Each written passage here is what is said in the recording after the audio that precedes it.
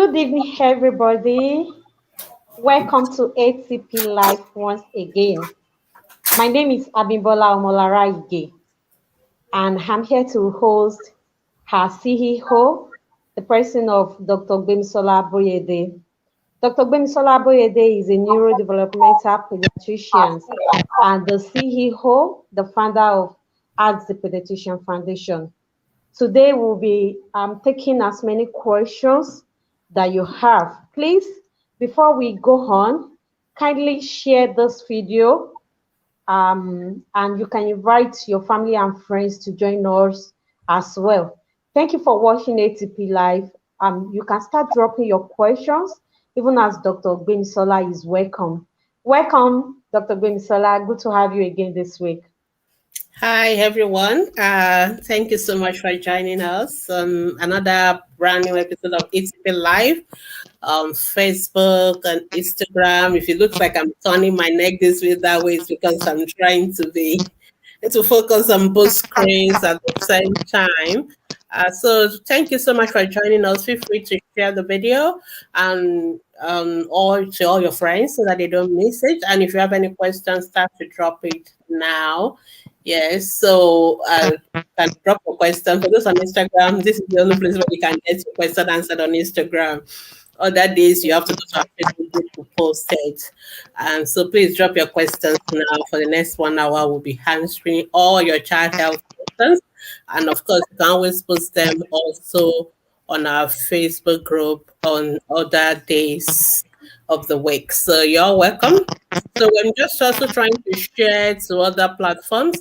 And Malara, if you can pin it on our Facebook group because I'm always having difficulty getting to that. Okay, ma'am. Let me just share to our group.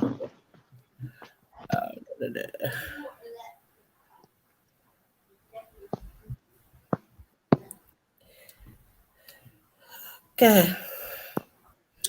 So welcome everybody. Welcome those on Instagram. I can see you. Thank you so much for joining us. Yeah, so you're welcome. Lara,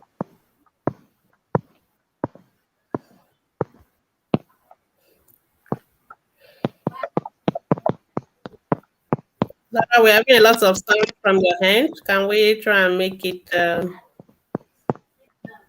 Okay, ma'am. I'm trying to share the videos from my Okay, hand. so I've seen the. Don't worry, I've seen it, so I can make it as an announcement now.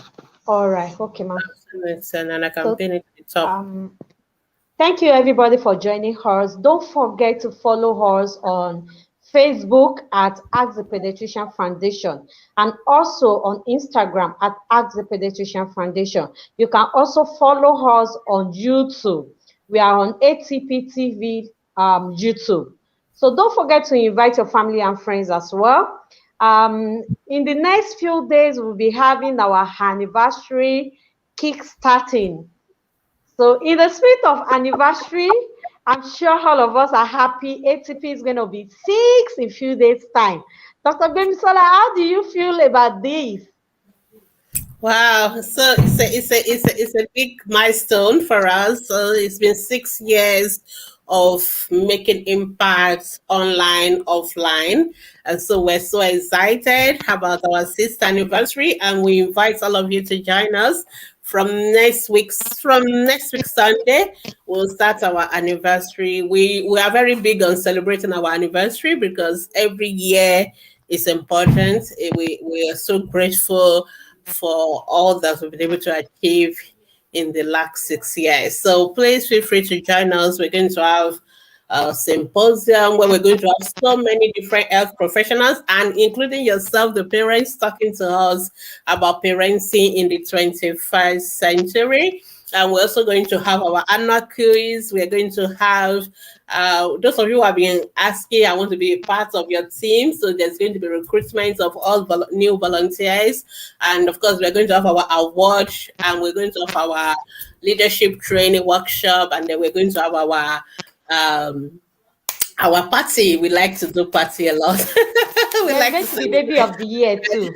Yes, so There's we're going to going be to baby of yes, the year, so they should prepare. yes, babies of the year, usually babies, because we take for the boys and the girls separately so that we are gender equity. So there's going to be 80 babies of the year for all babies that have been born in the last anniversary year. So if your baby has been born between July 2020 to July 2021, you 21. are eligible to be part of our 80 babies of the year. And we've got loads of gifts for all of you. Thank you so much. And I want to thank all those who have supported us. And somebody who recently supported us massively, and I'm still looking for the person. I don't know who the person is. If you are the person, please get in touch with me. I really want to appreciate you for your massive Support. financial support. We're grateful. And just for you to know that everything you give to ACP goes back into what we do, into keeping all our children alive, supporting children, promoting their health and their well-being. Everybody in ACP is a volunteer and nobody takes a salary. So we appreciate all of you that are supporting, and we look forward to you supporting us more.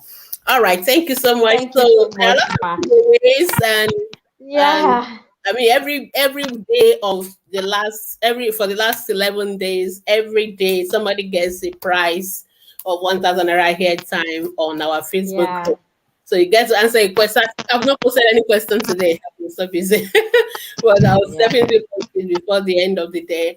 So you can answer the question and you get and A 1,000 naira recharge hair card. time. I think on Instagram I try to just give you guys free free hair time, fastest fingers, but I think Yeah. I'll of that as well. And please also come to this on the YouTube as well. So thank you so much, and watch out for new. We're always looking for new ways to promote the health of our children. So we're looking forward to doing more of that in the new year. So thank you so Thank you much so much, for us. Ma. It's Yeah, going to be an eventful program with the way you have just analyzed it. yeah, it's going to Thank be you so wonderful. much. So I think we So, can start. Can I sir, start we with have questions. Instagram? Because Instagram, Okay. there are not many and the questions are not many. So I can't find the Okay, question. ma. Okay, yes, I found it now. Okay, ma. Okay, so let me just quickly take care of the Instagram question and we'll go back to Facebook. All right. Um, yeah, thank you so much, everybody. Thank you, thank you. TFK bags. Okay, is there any side effects to an XC baby using paludrin daily alongside folic acid and multivitamin? He is 14 months old. So, for those who don't know, hemoglobin XC is one of the sickle cell disease. um Most of us are familiar with sickle cell anemia, which is hemoglobin excess, but as long as you have any of the X hemoglobin and another abnormal hemoglobin, then you have what we call the sickle cell disorder. So X is still one of the sickle cell disorders, and it tends to be a milder form of SS. Okay, so usually for children who have that, we prevent malaria in them, and the way we prevent malaria in them is by giving Paludrin daily. So there's no medication that doesn't have any side effects. Even your paracetamol has side effects. So, but they are not significant side effects. There are no significant side effects to worry about. So if you are worried about, okay, giving the Paludrin, is it going to cause any organ damage or is it going to cause any long time?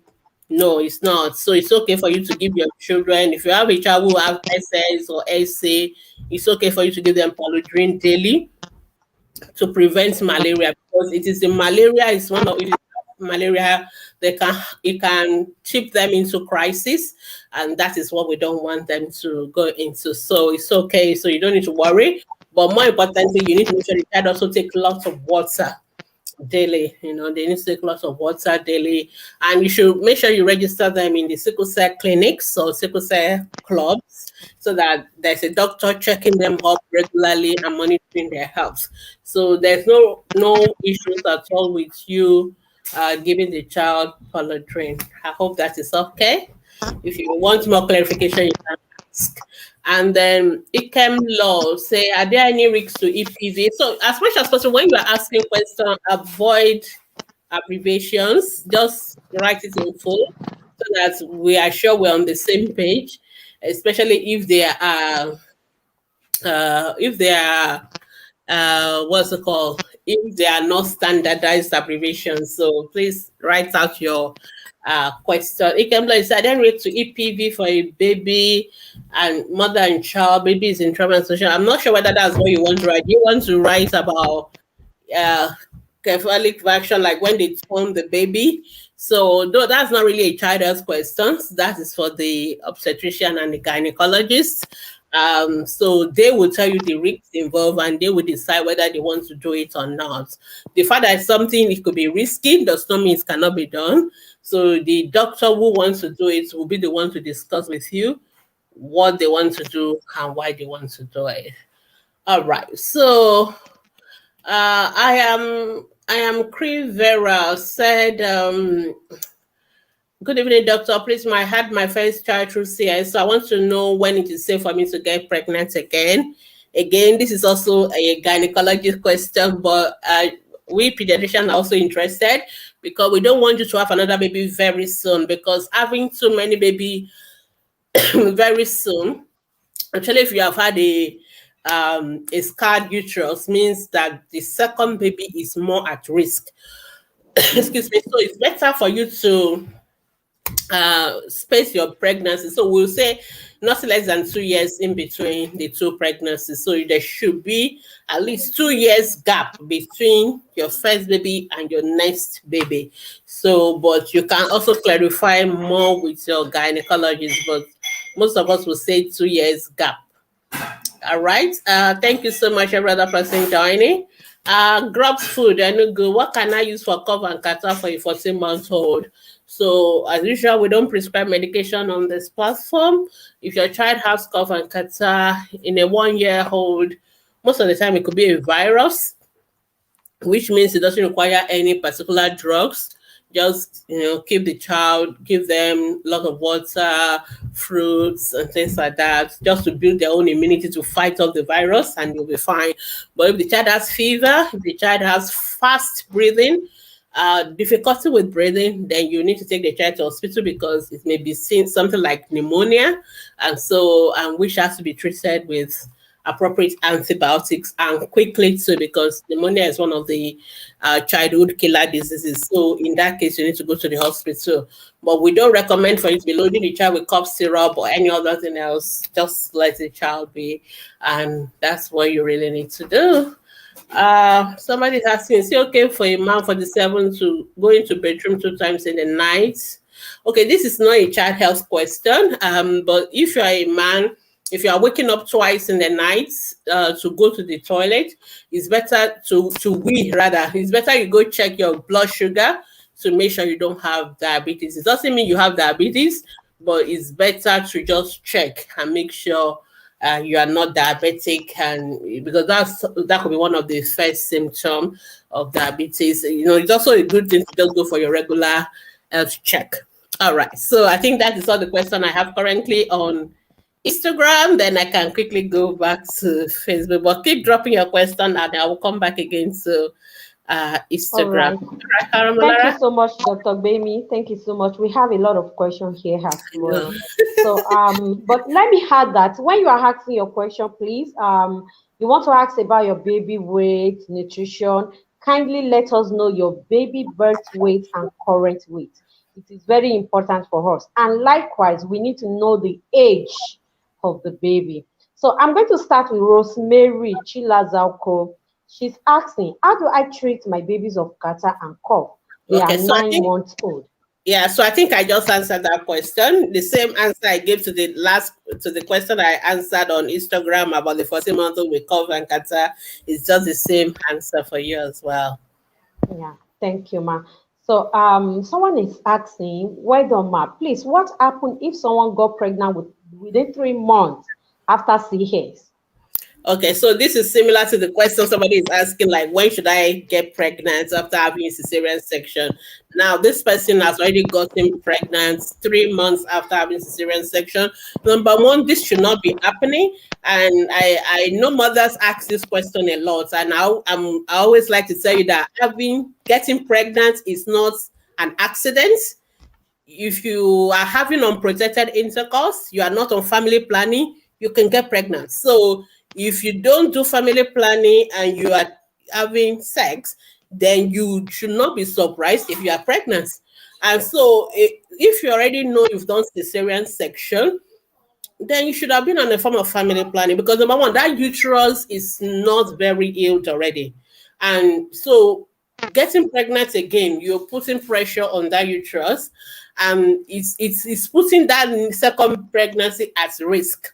So you really need to go back to your gynecologist, make sure you register with them so that they can monitor you closely. Even if you don't have CS, having another pregnancy within 3 months of having a baby is not the best, even if you don't have cesarean section. Now, if you have had a cesarean section, it's even worse. So please, I always try to say this before you start having your intercourse again. Please do a form of family planning. Usually, when you go for your 6 weeks postpartum care, that is when you should discuss with your doctors or your family planning provider and have a form of family planning. If you don't want to do family planning, then your husband should use condom so that you don't get pregnant so soon, because there's a lot of risk to you and to the baby, and the risks of that baby being born premature, the risks of anemia, the risks, so many risks. I think I've put a article before on our Facebook group. You can also google it. Having too many pregnancies too close together is not the best thing. Number one, you need to recover yourself before you can now be ready, because getting pregnant, nursing a baby, it takes a lot of toll on your body. You all know that. Now you are embarking on another journey so quickly. It stresses you up. It puts your new baby at high risk as an high risk baby. So please, when you go for your 6 weeks postpartum, do family planning. Before 6 weeks, let your husband use condom. There's nothing wrong with you having sex if you want to, but protect yourself from getting pregnant. Because once you get pregnant, it's another journey. Now that the pregnancy has occurred, you need to go see your gynecologist so that they can monitor you, because that pregnancy is already an high risk pregnancy. They need to monitor you. The likelihood it may end up in another CS is very high, but it may not, depending on why you had the initial CS. So, but somebody needs to monitor you very closely. And after this one, please do your family planning. Don't get pregnant again so quickly. It is very, very, very, very important. Thank you. Thank you, ma. That is very detailed. Thank you so much.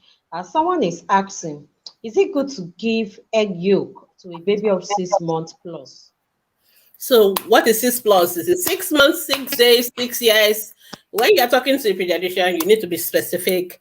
I don't know whether you're talking about 6 days or 6 weeks or 6 months or 6 years. So I can't even answer that question. So I think you should post your question again, because I don't Okay. like to make assumptions. I think she has corrected the question here, ma'am. She said, If it's a is it six good to months give old, 6 month old baby?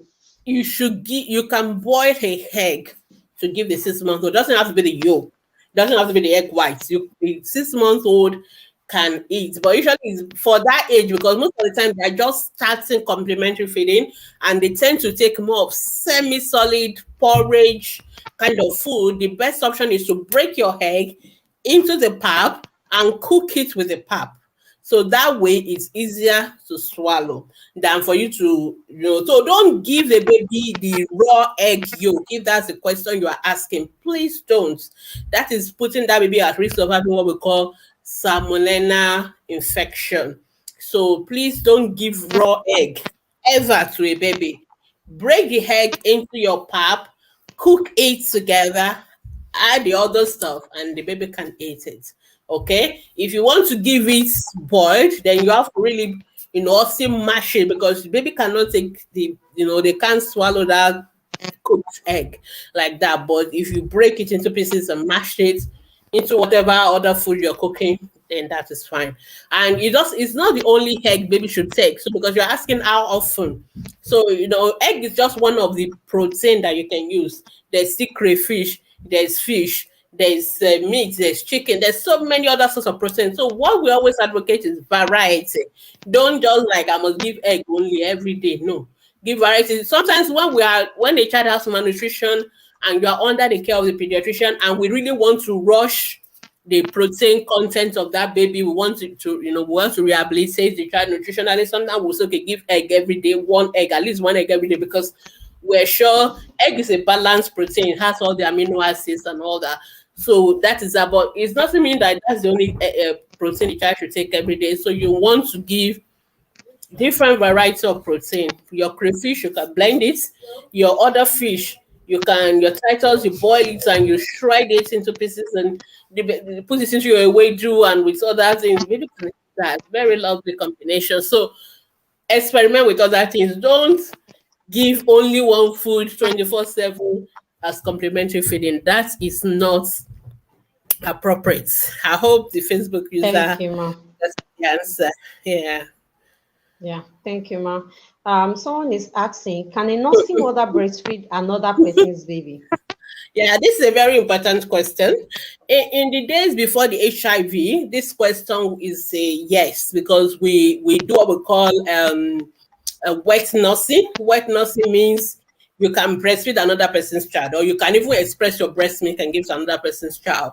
But since now we have HIV, we are moved away from this completely. So because HIV, they show for face, and if you test somebody with HIV today, the person may say be in the window period when but the person may test negative, but the person is already incubating HIV. So because of that, we said no, no more wet nursing, no more anything. So don't breastfeed another person's child. Breastfeed your own child, because you know your own status. At least you know it is you.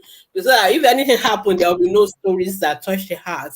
So we don't, and also those grandparents that always want to give their own breast to babies, even when their mothers are not around. It's not right. Please, if your grandmother-in-law or your own mother is doing it, please tell them not to do that, because it's not acceptable. We're now in these days, we have to be very, very careful what we do. All right, how that is helpful. Thank you, ma. Okay, we've answered that. Rosemary, Okay, Rosemary are is you able to show asking. the comment yourself, right? Yes, ma. Yes, Okay, ma, so I I don't can. need to press it for you. That's lovely. Good. Yes, ma. Are workers dangerous for babies? Yes, very dangerous. We pediatricians don't even want you to use workers at all. In fact, in Canada, it has been banned. So in US, you just go online and check pediatricians workers. You get the answers. The physiotherapists have told us workers don't make your babies walk faster. They actually slow them down from walking. So there is no absolute benefit to that piece of device called walkers. They don't make babies walk. It's a misnomer, and they are very dangerous. And I mean, sometime when I posted it on our Facebook group, couples of years back, people were now sharing their experience. Babies roll, babies fall. Very, very, very dangerous. Please don't use walkers for babies. Let your babies play on the flat floor. Let them learn to crawl. Let them learn to do. It's better that way than for you to put them in walkers. If you're looking for a device, like maybe you want your child to stay inside something so that you can use your normal car seat, you can use all those kind of things, or your playpen, just put them inside and secured. Don't use walkers at all. Actually, those one that has got the wheels, very, very dangerous piece of device. So it is not recommended. And if we pediatricians have our way, it will be banned in all the countries of the world here. So that's that. Thank you, ma. So, Rosemary Chizauko, if you are eligible for Baby of the Year, please look forward to the competition and join. Thank you for joining us. Yeah. Thank you. Good evening, We'll Dr. announce the Lucy. details next week. Don't worry. Just keep your eyes Yes. open. Okay, someone is asking, how do I ask question? Please just put your comments, your questions on the comment section. You Click on just the asked the comment question, section actually. and You just asked the question. So do yes, things yes, and put your yes, question just instead. exactly. Thank you, Lori Fadekemi. Olubumi Ajayi is asking, what causes repeated convulsion in children? Even when temperature is not extremely high, about 37 degrees centigrade, also temperature keeps surging on and off. Test has been done and rule out malaria. What do you mean temperatures keep surging on and off? Because your statement is confusing because initially you said temperature is not extremely high, then you keep saying temperature keeps surging on and off. So you are really confusing me. Does this baby have fever? Yes or no? Because that is a very fundamental question to answer because there are two types of conversion. We have conversion with fever and we have conversions without fever. If your baby is having conversion with fever, that is called febrile conversions. It can happen in children between the age of 6 months and 5 years. And when the fever is high, children can convulse, and the fever can be due to anything that causes fever, malaria, urinary tract infection, respiratory tract infection, anything that can cause high fever. But the child will only convulse when they have fever. That is called febrile convulsions. And it tends to run in some families, so they tend to have it like they tend to convulse with fever. That is that. But there is also convulsions that are not due to fever. We call them afebrile seizures. Afebrile, those are the ones that we call seizure disorders or epilepsy. So that is a different ball game because the causes of that is different and the management is different. So it is very, very important. So because for a child who has febrile convulsion, what we need to do is to treat the underlying cause of that fever itself. So anytime your child starts having fever, this is one of the reasons we tell you what to do when your child is having fever. We don't want the fever to be too high because if the fever is too high, then the child can convulse. So you give paracetamol, you tap a sponge, you expose them, just cool down the temperature, and then get the underlying cause of the fever treated, whether it's malaria, whether it's infection, let it be treated. If the child has conversion without fever, then you need to see a pediatrician, you need to see somebody like a pediatric neurologist because we need to know why. Sometimes there's no cause, sometimes it could be due to other reasons like electrolyte imbalance, it could be due to abnormal formation of the brain. There's so many things, tumors in the brain, anything can cause. So sometimes there's no cause. Some people have what we call epilepsy, and it runs in their family as well. And but those children who are having seizures without fever, we have to put them on medications to prevent them from having recurrence convulsions or seizures. So usually for those one, they may be on those medications for 2 years. It's a long-term treatment, and we may need to do things like EEG, brain scans, and all that, which we don't do in children who have fever. For children who have fever with convulsion, we don't put them on drugs to prevent convulsion long term. So though sometimes we may tell you what to do, like if the fever is high and it's not coming down, you may want to give them something short term, but we don't routinely put them on drugs every day to prevent the seizures. So Olubimi Aja, you need to ask that your question again because you need to really tell me, is your baby having fever with seizures? I mean, convulsion with fever or convulsion without fever? Because I really need to tell you what to do depending on which one it is. Because you said fever is not high, but fever is surging on and off. And so I'm really confused about what you really meant. Normal fever, normal temperature is 36.5 to 37.5. Anything above 37.5 is fever. Fever. So it doesn't have to be 39 or 40. As long as it's above 37.5, it is fever. And if your baby is having convulsion when the fever is above 37.5, it is febrile convulsion. If your baby is having seizures when the temperature is less than 37.5, it is afebrile seizures, and that needs to be seen by a pediatrician. It is very, very important. So there are many causes. That's not the focus. The focus is to make sure you get the right appropriate intervention. So I hope that is helpful. Yeah. Yeah, thank you so much. So, Olubumi Ajayi, we hope to see the complete questions so that you can get more further answers to your question. Yeah. And Glory Gaba. Good evening. Good evening. My baby is 3 months and 2 weeks. I have tried to be up to date with his immunization, and he hasn't missed any so far, except for rotavirus vaccine at 6 weeks and 10 weeks. Both hospital I have frequent a teaching hospital where he was born, and general hospital seems not to have it. Please, what do I do? I think rotavirus is available in the private sector. So go to private hospitals that's they I mean There are the people that made the vaccines, they can get it for you. I know there was a time it was really scarce in Nigeria, and I know but it's I think it's available privately. So anybody who has answer, those the sales rep, the drug sales rep, they can get it for you. And it's an oral vaccine, so you can just get it and use it yourself for the baby yourself. You need if it's Rotarix, it's 2 doses. If it's Rotatech, it's 3 doses. Because many people ask me the question in the Nigerian immunization schedule, rotavirus is put twice because the Nigerian government was using the Rotarix brand.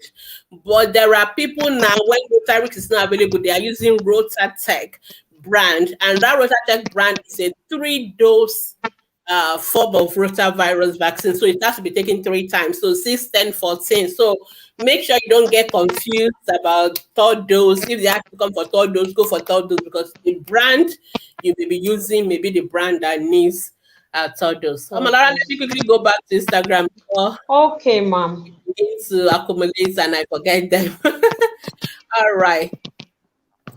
Let me put you on silent because I don't know why we're getting some background noise. Okay. Yeah. All right. Um. All right. I think I've answered. Or is it from my hand? Okay, no, it's from your hand. Let me put it. Okay. Where did I stop? Yes. Okay, I know where I stopped now. So I'm going to. Don't unmute yourself when I meet you. Hair laundry is asking 6 month old baby poo is greenish in color. Not worry. Anything to worry about? I don't know. I don't know what you mean by not worry. Anything to worry about. If you are not worried, then there's no reason for you to be worried. Anyway, I don't like people telling me whether I should tell them whether to worry or not. It's a pet peeve for me because I usually don't like telling people to worry. If I tell you to worry, that does not solve your child's problem. So it's better to ask, what do I do? Okay.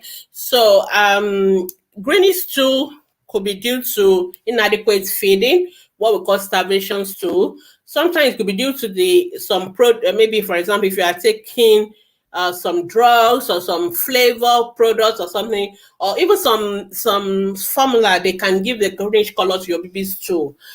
So it depends on. So if your baby is eating well, your baby is otherwise well, then it could just be due to maybe some other things you are taking that is giving the baby's stool green color. But your baby is not sucking enough and all that.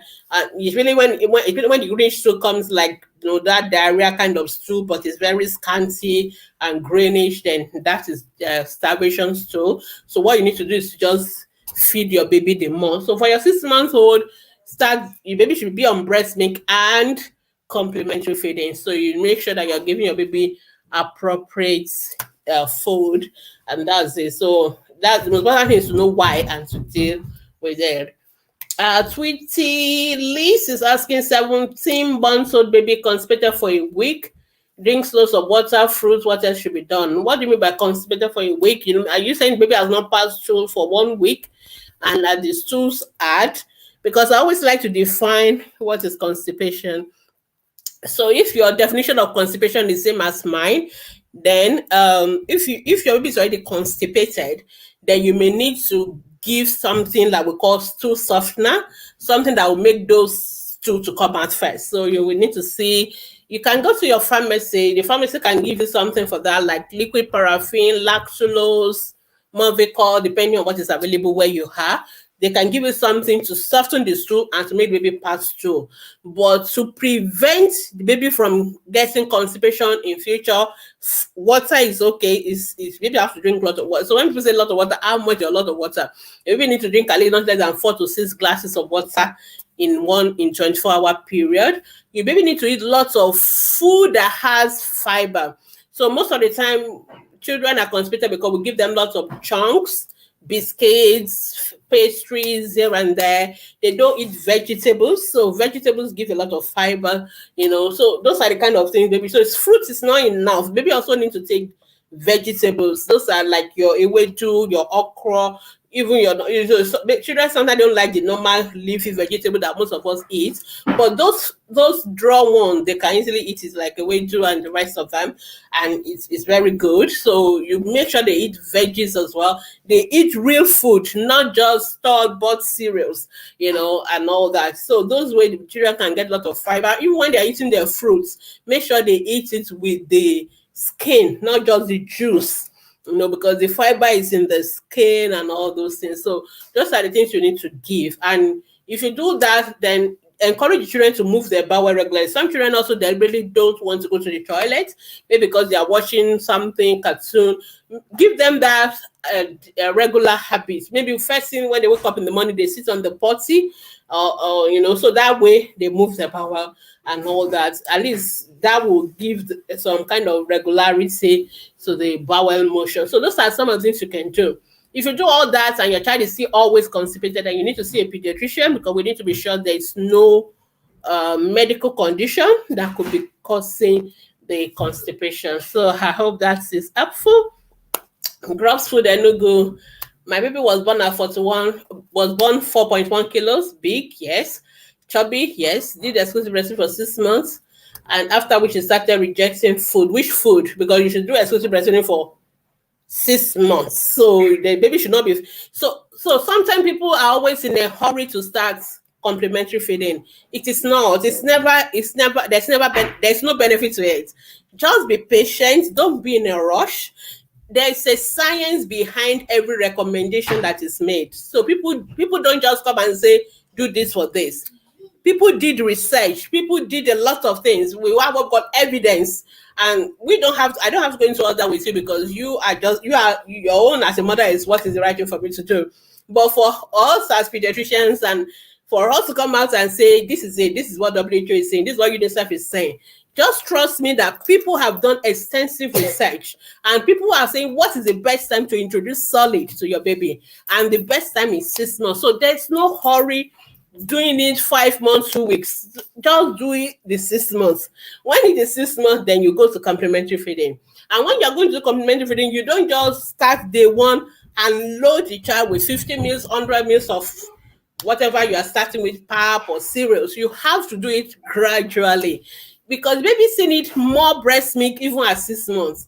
It's just that you are now adding. That's why it's called complement. It's a complementary feeding. Breast milk is no longer enough, but you are adding other things, and you need to do it gradually.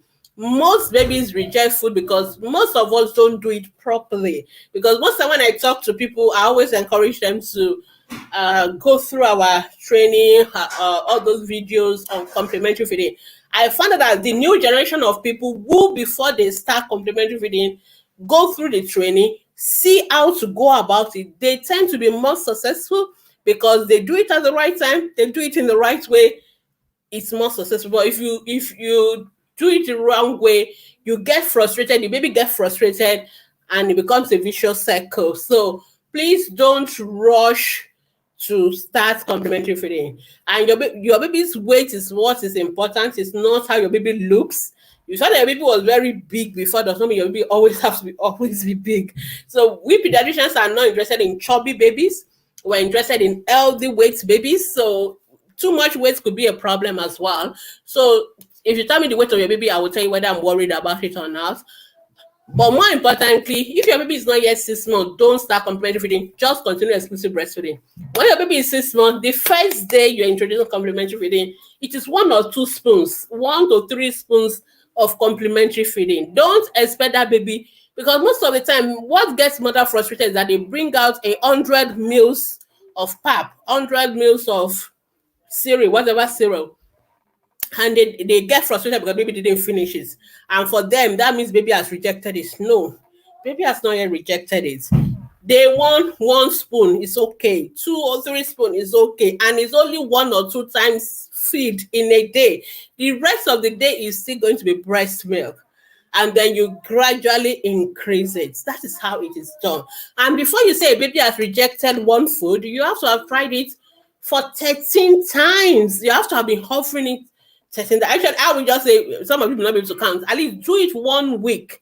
Don't just give today. The baby didn't take it, spit it out, then It's rejected that one, bring another one. Then mothers will tell me when the baby is 7 months that they've tried every food.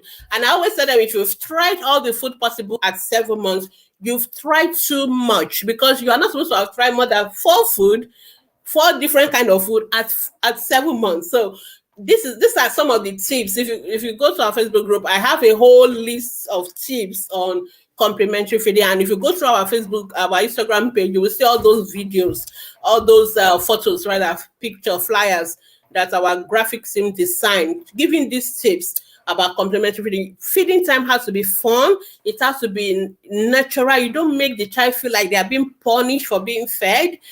So these are the things. And your motherhood is not dependent on how well your baby eats. It's not dependent on how chubby your baby looks. So don't put yourself under any pressure. You are not trying to impress anybody, and the baby is not up for sale. So, so these are some of the things. Just relax. Your baby can eat. Children don't starve. But please, you have to be patient and do it the right way. I always tell mothers you need loads of patience, because just like if I go to China today and they offer me a new food, I may not just jump into it like that. The same way for children. They've been taking breast milk. You can't just force them into a new food day one and you just allow them to take it like that. Some children are nice, and just like some of us, some people are very adventurous. They will try anything and anything goes. But some people need a little bit more patience and trials and all that before they get into it. So I really took my time to answer this question, because lots of people ask questions around this complementary feeding, and it's always frustration. And many of them think it is because they did exclusive breastfeeding that their children are not eating. That is not true. In fact, the research is that when your baby was exclusive breastfed, because your baby has already tasted your food in the breast milk, they are more likely going to take it. But that is your food. That is natural food, not the stored cereals that you're buying. So that is why we say encourage you to do, like I was saying the other day, food from your kitchen. Your baby can be fed with it. So you don't need to, like, I need to go and buy particular formula or particular cereal. No. So there are ways to do the same, but you need to be patient. So if you want to know more, for everybody that wants to know more, go to our Facebook group or download there's a baby app and baby and beyond. I've forgotten the name. Bath and Beyond. Yes, Bath and Beyond. They are the global health videos. They created all those videos. And what I love about those feeding videos, all the demonstration they will show you, you will never see them use any of the so-called baby food in quotes. They use food that we all naturally eat. Your rice, your yam, your potato, everything you have in your kitchen, you can start feeding your babies at 6 months. It's just that the texture is different. So you start from semi-solid porridge to solids. The quantity is also gradual. So you need to understand these processes, how to go about it. First, actually, I always just tell mothers, don't do anything yet. Just continue breastfeeding. Go and do the learning first, then start all over again, so that you don't get frustrated, because the commonest question a pediatrician gets is, my baby is not eating. And mothers are expecting pediatricians to bring out this particular magic bottle and give it to them, and your baby start eating. Multivitamin is not going to make your baby eat. It's just a waste of time and resources. So you need to follow the knowledge of how to go about it. What your baby still need to eat is food, but you need to now give the baby food in the right way, in the right proportion, and following the the guidance. So that way you'll be happy, your baby will be happy, and there'll be no frustration. Of course, that's not to say that some babies are not fussy eaters. Yes, we have some babies that even when you follow all these principles, they are fussy eaters, and that's where you will now need a pediatrician and the nutritionist or dietitian. They can also give you additional tips as well for the fussy eaters. But I don't want to go into the fussy eaters first. But most people, it's not because babies are fussy eaters, because we are just not doing it right, and we can do it right first. So I hope that is helpful. So okay, I'm still on Instagram. Thank you. Okay, yeah, your baby is weighing 9 kilos. So which baby are you asking about now? Is it your 14 months old baby or your 5 month old? You are confusing us. All right, so just talk to us. But the answer I gave you applies to the structure of your age of your baby. So we talk about feeding a baby the first 1,000 days. That is from pregnancy to 2 years. That is what I've talked about. That that is all encompassing in that answer. So even if up to 2 years is all encompassing.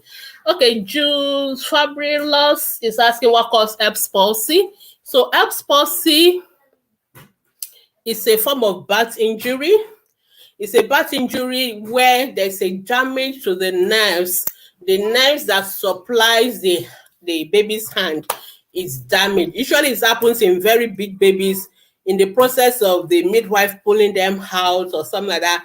They pull on that nerve trunk, is around the neck area, and depending on the severity of the damage, it could be a very severe permanent damage, or it could be something that the child can recover from. So the baby usually have weakness of that arm, and they have what we call the policeman tips position, like when you want to take a bribe from the back. So their hands is pronated that way. I don't know whether you guys can see my hand, you can't say, but that is what causes. So it's a birth injury, and it's due to damage to the nerves, what we call the breaker plexus. Some people also call it breaker plexus injury. Damage to that, it just breaker plexus just means nerves that are joined together, those ones that are supplying the arms. So it is that damage during delivery that caused that. So you really need to see your pediatrician and the physiotherapist. They do a lot of work. Sometimes we may need to see the orthopedic surgeons, because sometimes, depending on the extent of the damage, the baby's hand can recover. Sometimes it may not recover fully, but all those specialists will be there to support your baby and to get you treated properly. All right, Molara, how many months or years does an incision heal completely after CS? This one is a gynecologist that we answer you, but as somebody who had had CS before, usually you should heal in a matter of days. Yes, you should heal, and the way they do it these days is what we call absorbable sutures. In other words, you don't need to go to remove it. It should just be absorbed into the body, so you won't even barely say. So, but if you have a complicated one, like there's infection of the scar and all those areas, then it can take long. So it's not a year thing, it's not months. So usually you should go to see your surgeons after 2 weeks, and they should review your scar. If you are 18 months and you are feeling pain does not mean the thing has not healed. They are two different things. So because you have a scar, you have a scar. So wherever there's a scar, some people have what we call hypertrophic scars, some people have keloids, so it can give you some other symptoms. Like some people have itching signs, some people have different. So, but whatever you are feeling, please see your the person who did the surgery. The person who did the surgery is the best person to discuss any concern you have about a surgery with. That's the best person to answer, and they should have seen you by now. All right, Queen is saying, what is a milligram of vitamin and zinc I can use for my 30-month-old child? So the question is, why do you want to use zinc? Why do you want to use vitamin for your 30-month-old child? So interestingly enough, we don't recommend routine vitamin supplements for children. I'll prefer you give your child fruits and vegetables, and they get their vitamins naturally. But if you are the type that you are not sure that you are giving enough fruits and veggies, you are not sure of the vitamins your children are getting, there are many of those vitamin products in the shops, in the pharmacy, even in the normal supermarket, they sell them. Just buy any of them for your child and use. Don't worry yourself about milligram this, milligram that, because they would have put them together in the appropriate ratio for your child. For zinc is if your child is having diarrhea, that's when you need to give your baby zinc. And then usually it's about 10 to 20 milligram. That's what you need to give. But that's if your child is having diarrhea. You don't need to just go and be giving your baby zinc all the time. Omolara say, how often do you deworm a child? In Nigeria, in places that are endemic for worms, we say you should deworm every 6 months. Not every 3 months, it's every 6 months from the age of 1 year. So people live abroad ask these questions, and I tell them, if you live in a country where worm infestation, some of you don't even know what a farm look like. So there is no need for you to deworm your children. So WHO recommends deworming regularly, what we call mass deworming, only for countries where there's a lot of worms infestation, children playing in the soil, taking up all those the worm cyst and everything and ingesting them without even knowing. They're taking fruits, they have not washed it, they get worms. So it's so common. So in those countries, it is recommended that you deworm. But if in your country it's not recommended, you don't need to do it. All right, I guess we can go back. Okay, let me answer one more question if I go back to Facebook. Air laundry went for 14 months immunization for vitamin K. Really? Where is that? Number one, there's no 14 months immunization in Nigeria, and there's vitamin K is not immunization. Vitamin K is given at birth.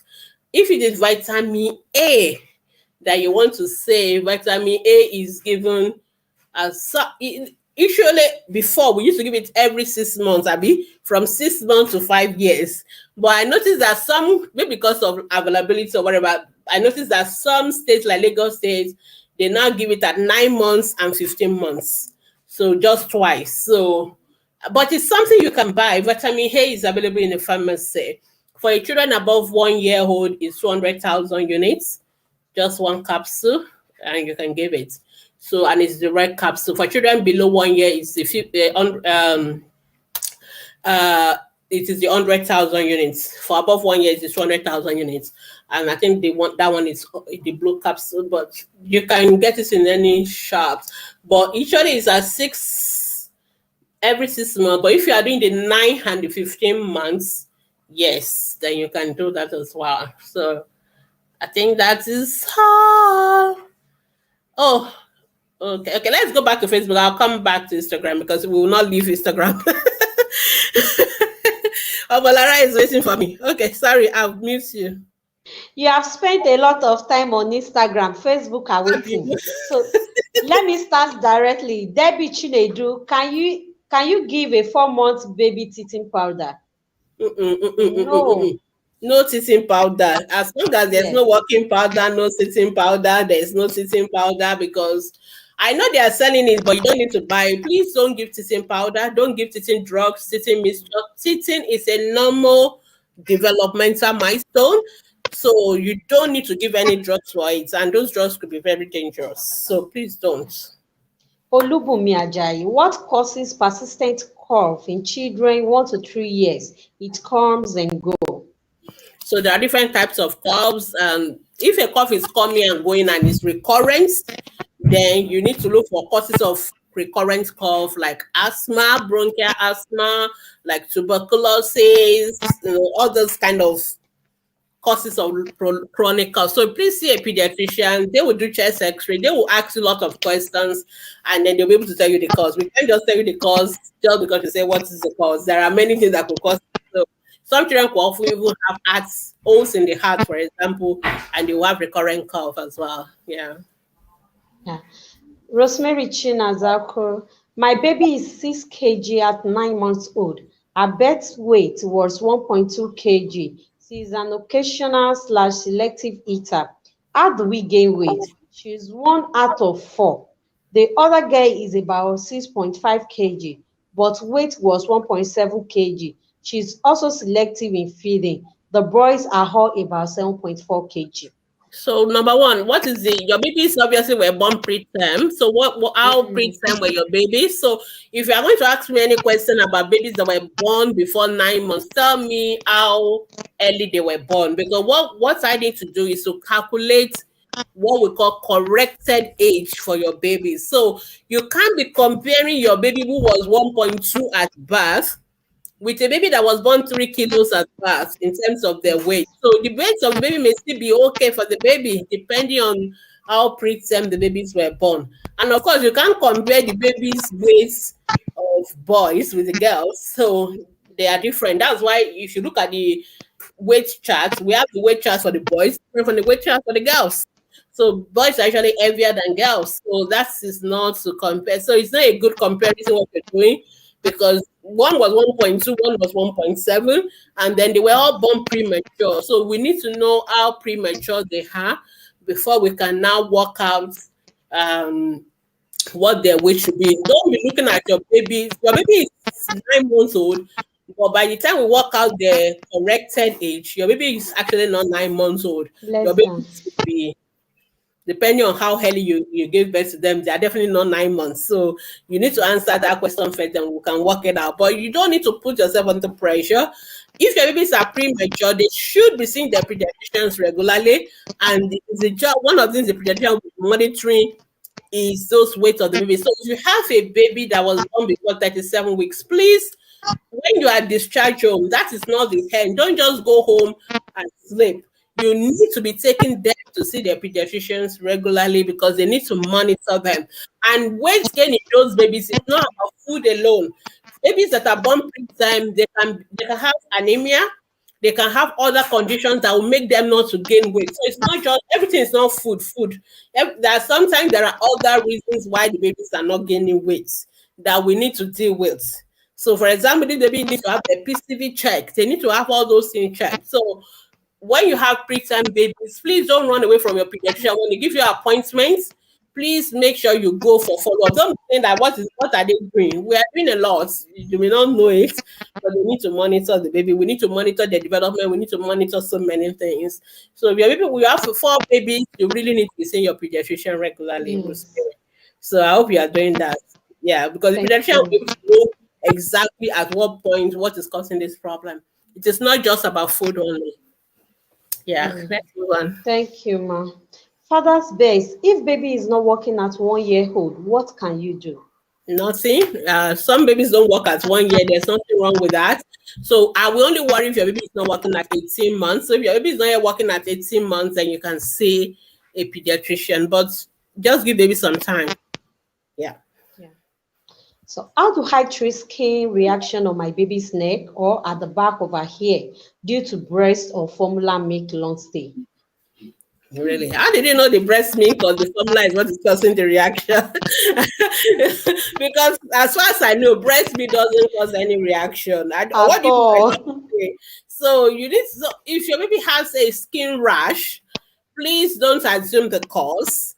Please see a doctor. Let's look at the rash and let's be the one to decide whether it's a reaction, whether it's a infection, whether it's so please don't make assumption because the problem with making an assumption is that you already biased into what is causing it and you will be focusing on that and it may not even be related to that and that will be delaying the child's getting appropriate treatment. So please, if your child has any symptoms, I know you are the first doctor at home and all that. Think is good, but please sometimes you just need to let the trained doctors do their job. So you may want to take the baby to see a pediatrician and let them decide what is causing the rash and what to do. Yeah, I'm not aware of breast milk causing rashes. I don't know about formula, but it's definitely not breast milk. Yes. Ayola Kikelomo, good evening, ma. Can I give my 6 month baby two different brands of formula? Kilo What's shele. your take on DHA in baby's food? Is it okay to give formula without DHA? You don't even need to give your 6 month old formula at all. Your 6 month old should still be taking breast milk. That is a milk, that's a primary milk. So you now need, so I need to clarify that because people think 6 months mean, oh, thank God breastfeeding is over. It is time for formula feeding. No, it's not necessary. Complementary feeding is not formula feeding. Complementary feeding is not formula feeding. You don't ever have to buy formula ever. Your baby can still take breast milk for 2 years, and that'll be a good source of the baby's milk. Of course, some of you, because but baby can also take other milk. That doesn't mean baby can take formula. So your baby can take formula. If you want to buy formula, to supplement to complement your breastfeeding because what we don't want you to do is to reduce your breastfeeding. This is actually why the problem also starts because people think exclusive breastfeeding ends in 6 months and then once I start complementing feeding it's time to go buy formula and buy cereals in the stores. No, complementary feeding means you don't stop breastfeeding, you keep breastfeeding the same way you've been breastfeeding before. You are now adding solid, semi-solid to the breastfeeding. So So I don't know why people get the impression you need to go and buy formula because baby is now 6 months. You don't have to buy formula.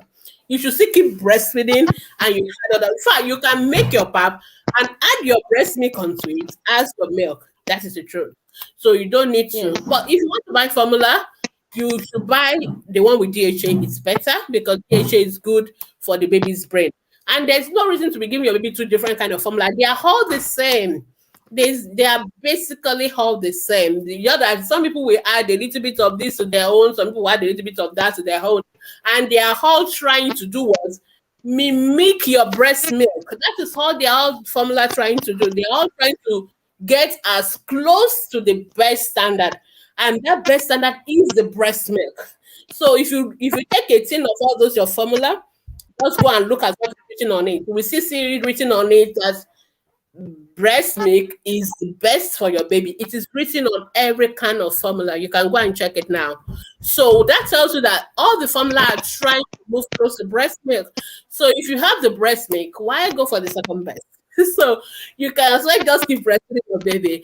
It's not to buy formula, buy the one with DHA is better than the one without the DHA. But don't buy two different kind of formula. I don't think it's necessary. You don't even have to buy any. Yeah.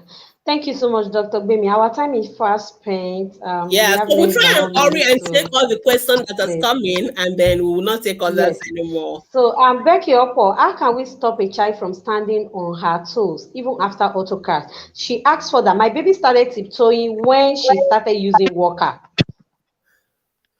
So babies can. How old is your baby? Please always include the age of your baby in every question. I don't know why your baby is being giving autocast because baby is tiptoeing.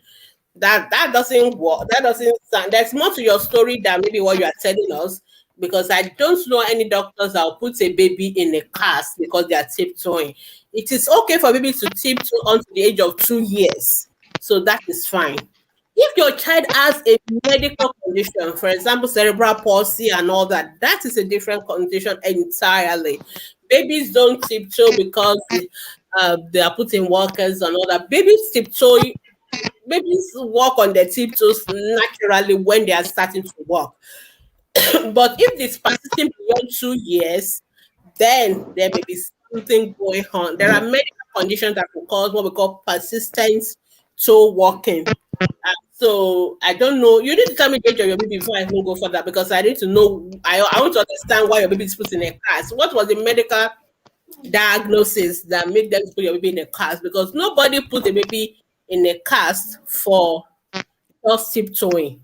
So unless there are other medical conditions with the baby's leg that make them to do that. So, and if your baby has had cast, who put the baby in the cast, then you need to go back to the same person and ask them. I hope it's a doctor and not just therapist because usually it has to be recommended by someone like the orthopedic surgeon or something. So if it was not recommended by that, by a specialist, please, you need to go see one first before you cause more harm to the baby. Hmm.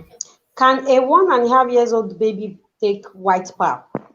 A 1 year, 6 months old baby can take any food that you can take. There is no special food for 1 year, 1.5. Any food that you can eat, your baby can eat it as well. So that's the answer to that. So if you can take white pap, your baby can take white pap, red pap, brown pap, any pap is fine. But please, that should not be the only food the baby is eating 24/7. Baby should eat all the food that you are also eating so that we can be clear. So I don't want people to confuse. All Yeah. right, let's move on. Francis is asking, please, I want to ask the effect alcohol has on a pregnant woman because a woman was taking it and telling me it has no effect. Is damaging the baby's brain. So tell her Yeah. to go and read what we call fetal alcohol syndrome. There's a condition called fetal alcohol syndrome spectrum disorder. Those babies are going to have learning difficulties, they're going to have behavior difficulties. There is no safe level of alcohol in pregnancy. No safe level of alcohol in pregnancy. Please, if you're pregnant, don't drink alcohol. That's it. So you are causing damage to your baby's brain. So please stop. So just tell her to go and read fetal alcohol syndrome. That's all. Yeah, thank you so much, ma. Mary Achizoro, my baby of 11 months is not crawling, but can hold me and stand up. I'm a bit worried. What should I Yes. do? Don't worry, don't worry. Just let the baby be. The baby will eventually walk, crawl. If your baby is not crawling by 1 year, some babies don't crawl. That's another thing. Some babies don't crawl. Yes. They do what we call bottom shuffling. They move with their bum. So there's no need to worry. So if your baby is not bum shuffling or crawling by 1 year, you can see a pediatrician. But some babies don't crawl, but they will be moving. They will be moving another way. So your baby must be moving. As long as baby is moving, I will not worry. Yeah. All Thank right. you, ma. Can I use thin sanding for a 6-month-old baby? As what to make up something like you can use it, I guess, but I don't recommend much of this tin product because they have too much of salt in them. Why not buy fish yourself in the market, boil it, season it yourself? It's better because some of these products, because they are preserved with lots of amalara has disappeared though. They are preserved with a lot of salt and all that. It's not the best for your baby. All right, okay. So I'm just going to rush through all the questions. Remedy for a 2-year-old with added no tonsillar hypertrophy. You need to see your ENT doctor. It depends on the severity. If it is very large, they have to do surgery. If it is not large, then uh they can just watch it whether it will resolve on its own. Rosemary, they were born at 7 months, so 28 weeks. So your babies are like 3 months, well, early. So that means that even though your baby is 9 months old, your baby is actually 7 months old. And so the weight of, I can't remember what the weight now, it says 6 kilo or 6.5. That is still appropriate at that age. Remember, your baby were born at 1.2. So we are not worried at all about that. I think I've answered that question, Blessing. Okay, Omolara is coming back. Rosemary, yeah. Yeah, you've been asked to see a pediatrician. Okay, yeah, they were born at 33 weeks. Yeah, so they were 7 weeks early. So you need to deduct 7 weeks. So your babies are actually like 5 months, 3 weeks. No, no, sorry. You said they are 9 months old now. Sorry, they're about 6 months, 3 weeks old. So you need to see the pediatrician. You should have been, oh, sorry, you should have been seeing the pediatrician anyway. So please see them. It is very important, very important. Can I give my baby Milo? How old is your baby? Please always ask the age of your baby. We can't ask. Is it the Rosemary that is 9 months? Don't give them Milo. Your babies that are preterm, don't give them any Milo. Don't give them Milo at all. Debbie, my 3 months old started growing boil. Okay, yeah, where was given BCG vaccine? Yeah, so that what we call BCG abscess. It's nothing to worry about. Just leave it alone. It's fine. It will resolve by itself. Um, okay, mouth thrush in a 6 month old, that is a food infection. So you need to see a doctor who will prescribe appropriate antifungal. Okay, I think I've done all the questions that came in before 7 p.m. All the other question, please, you have Yes, to yes. put on our Facebook group. Uh, Facebook is it okay for a mom to slow or suck at her? No, no, no. Please don't suck at out of your baby's nose with your mouth. Don't do that. It's a very wrong practice. I know a lot of mothers do it. It is wrong. So if your baby has blocked nose, get saline drop, normal saline. They call it saline drops in the pharmacy. Just buy it, drop it in their nose. It will soften the mucus, and then the mucus will flow out. You can also buy what we call a mucus extractor. It's like a bob syringe. You just put it in the nose and you press it to suck it out. But if you also put the saline thing, the thing will drop by itself and you just clean it with a handkerchief or something. You don't need to be sucking the baby's mouth nose with your mouth. I know they used to do it, our grandparents. Please don't do it anymore. Okay, I think that's all. Yeah, condiments. Yeah, yeah, yeah, yeah. So we don't want babies to take lots of salt and stuff like that. So please don't when you're cooking your beef food, be intentional about the salt and all those kind of things. So yeah, I think that's all right, let me go back to Instagram people and finish off their questions so that they won't be upset. Instagram, please. Yeah, so they won't be upset with me. All the those Yes, on ma'am. Facebook, our moderators, you can help me answer the remaining questions for Yeah, I think I've answered all these questions. Okay, I think I've answered this one. I've answered that one.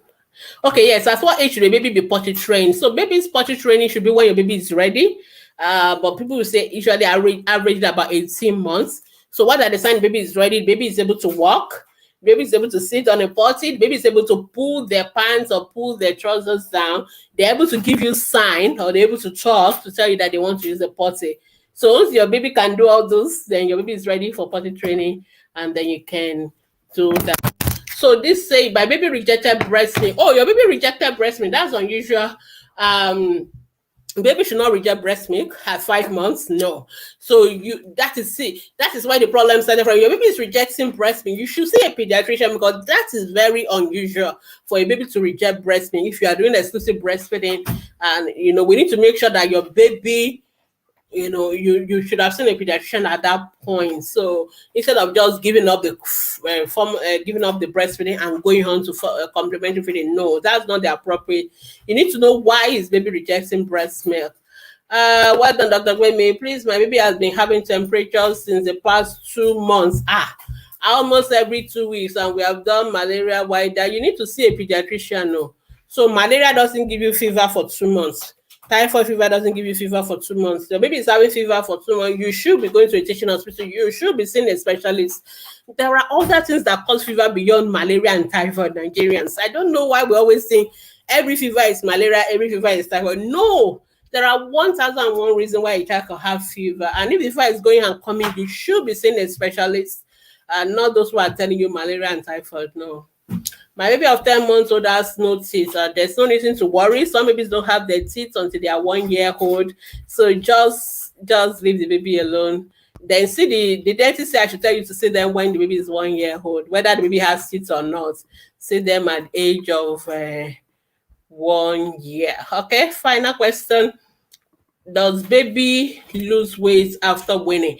If your baby is losing weight after weaning, you are not feeding baby well. Baby is not eating well. So the breast milk was the one that has been your saving grace.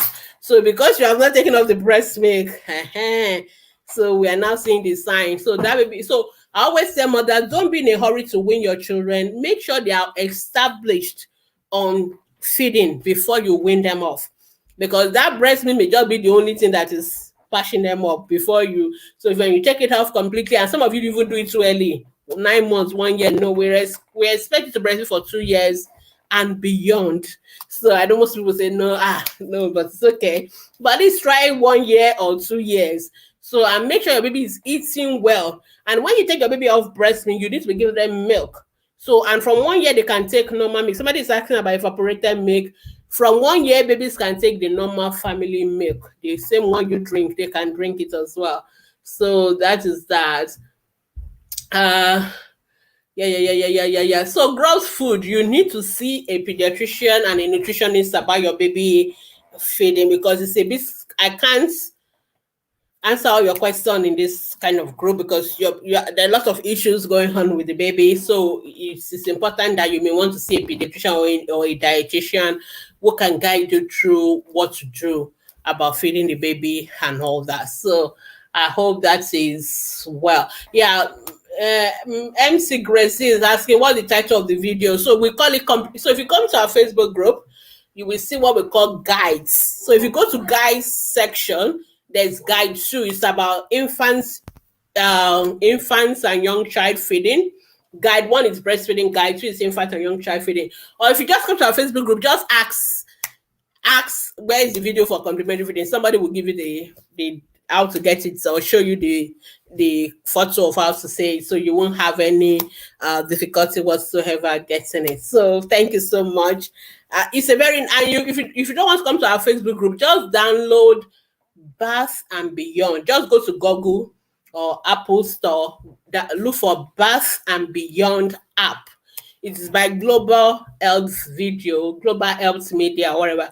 And all those videos are there. The one for breastfeeding, the one for complementary feeding, the one for how to take care of small babies. It's a very lovely app. We've talked about it. All those videos are in that app, and it's in all the languages as well, English. I think they even have it in Yoruba or Hausa or something. They have it in some of the Nigerian languages as well. So it's a lovely app. I always recommend you watch the videos and implement whatever you've been taught there. At this junction, we gotta go home. It's already 7:15. We've gone beyond our time. So if you still have questions, go to our Facebook group, Ask the Pediatricians. You can mix Ask the Pediatricians on Facebook. If you just go join our Facebook group. You can post your questions on our Facebook group from Mondays to Saturdays, 24 hours daily. So people will answer your question. It may take us a couple of hours or at least maximum 48 to 72 hours we would have answered your questions. We don't do emergencies. So if your baby is convulsing, your baby is having burns, your baby is very ill, go to the hospital. Please don't come and ask on Facebook. Take your child. We expect all our parents are very sensible parents. So our group is for asking questions that are just health information, health education, not to treat sick children. If your child is sick, you got to go to the hospital. That is where you will meet my colleagues and I, and we can treat your baby there. But we can educate you on how to make sure your child doesn't get sick, how to make sure your child is healthy. That is what we do on our social media platform and our Facebook group. So you can ask your questions there. Omolara. Thank you so much, Dr. Bemisola. You really did a wonderful job today. And for as many people that we are unable to answer your question, please don't forget to go on our Facebook page and post your question there. Like Dr. Bemi earlier said, you are going to get an answers to your questions there. Just don't worry, be patient. Your questions are going to be answered. And don't forget to invite your family and friends to join the group. We really appreciate as many people that join us today. We hope to see you same time, same venue next week, Monday. And don't forget, ATP is going to be seized in few days' time. Thank you Yeah. so much, Dr. So Bimisola. next week is not going to be ACP live. Instagram. It's going to be our anniversary symposium. I'll be here, but we're going to have so many other professionals. So day one on Monday is going to be our health symposium, and day two is going to be our what's it called? It's going to be our non-health symposium. So it's not going to be about health issues because raising children is not about health.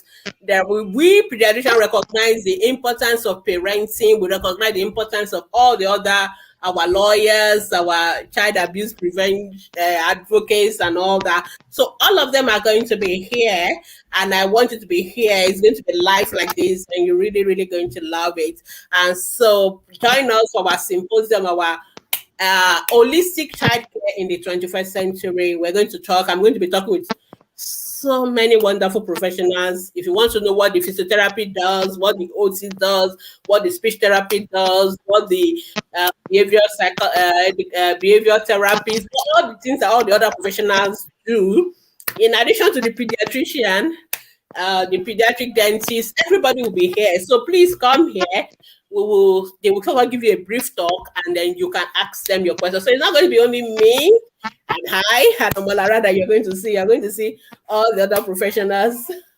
on Monday and Tuesday, because that's our ACP annual online conference. So I look forward we will see the posters later on this week, and hopefully we look forward to you joining us. So thank you so much. If I can answer your question, please post it on our Facebook group. We will answer it. And so, Thank you so much, Dr. Bemi. yeah, bye. Bye. Okay, finally, we can say final bye.